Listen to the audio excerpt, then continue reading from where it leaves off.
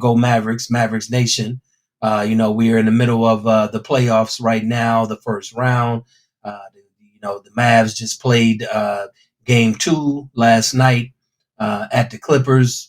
And, I had said before game 2 to some of my counterparts, some of the people that help me with this channel, my buddies, my fam, I told them that in order for the Mavs to actually be competitive in this series, and actually have a chance to win the series, they were going to have to, play defense. They were going to have to get back to playing that defense that they played those last, 16 out of 20 games of the season. They were 16-2 up until those last 2 games of the season, and they became 16-4. But they were 16-2, up until Luka and Kyrie.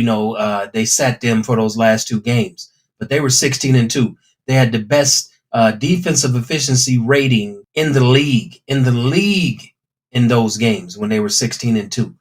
Prior to that, that run, they had actually was giving up 129.9 points a game for like a 7-game stretch. They won 2 of those games, lost 5. They were 2-5 in that time frame. But since they came together and talked about playing defense, and they've made that happen, they've definitely been a different team. I wasn't keen on them resting them those last 2 games of the season because, in my opinion, that's why they came out flat in game 1. Okay, they had like a week and a half off. Yes, that's good for the body, but these guys are players. These guys are professionals. Like anybody, like you take some time off, you could get a little rusty. That's just the way things happen. So I feel like they cost themselves a game by deciding to rest in that game. Those last 2 games of the season. But they show improved in game 2.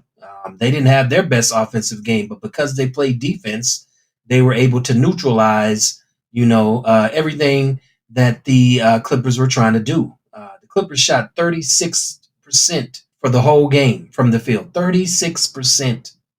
Okay, they were pressing those guys. They were up on them. Okay, they weren't giving up those open threes. They were playing tight coverage. I mean, pressing those guys. I'm not so fond of what PJ Washington brings on the offensive end. He's very, very, very erratic. Okay, very sometimesy offensively, but defensively, he stepped up last night. And not just him, but he stepped up last night. I mean, he was right, real close up to Kawhi. He was up pressing.